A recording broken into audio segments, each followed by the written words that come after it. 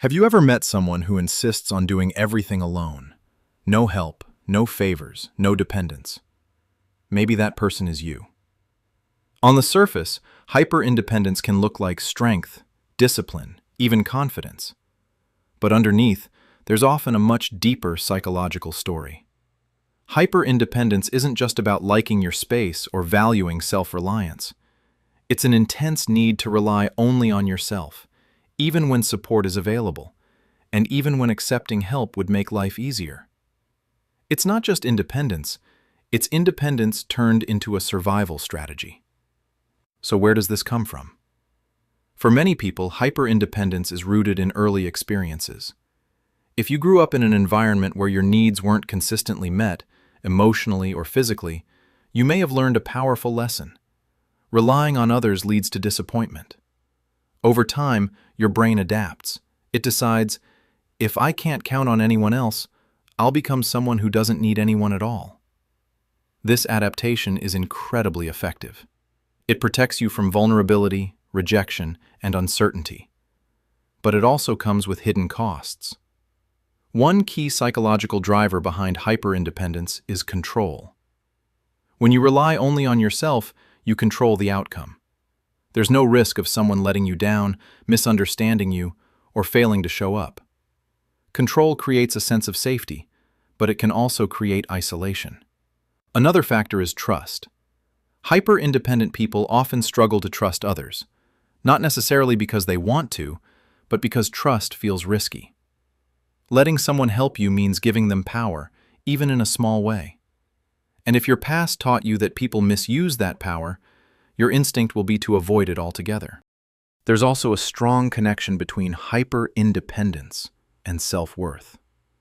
Many hyper-independent individuals tie their value to their ability to handle everything alone.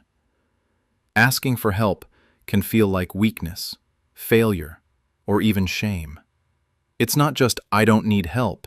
It becomes, I shouldn't need help. But here's the paradox. Humans are wired for connection.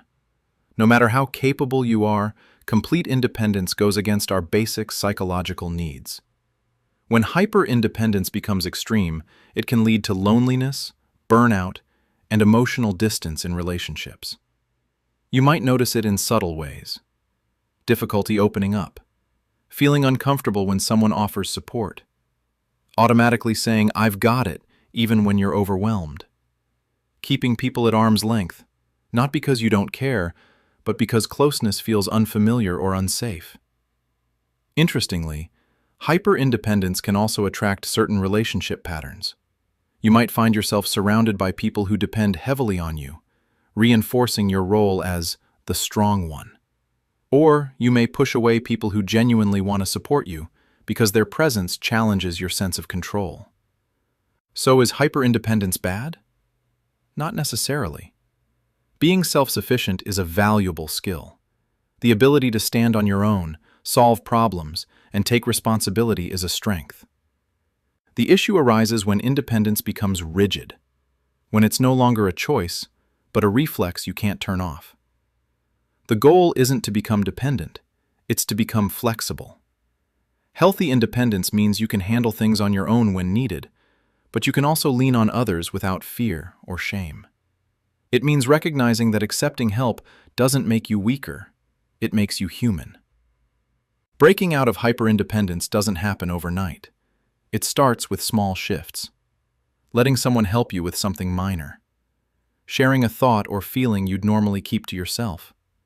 Noticing the discomfort, and staying with it instead of shutting it down.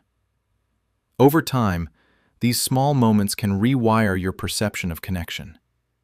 You begin to see that support doesn't always lead to disappointment, that trust, while risky, can also be rewarding, that you don't have to carry everything alone. If you see yourself in this, it doesn't mean something is wrong with you. It means you adapted. You learned how to survive in a situation where independence was necessary. But what helped you then may not be what serves you now. The real strength isn't in never needing anyone. It's in knowing that you could do it alone, but choosing not to.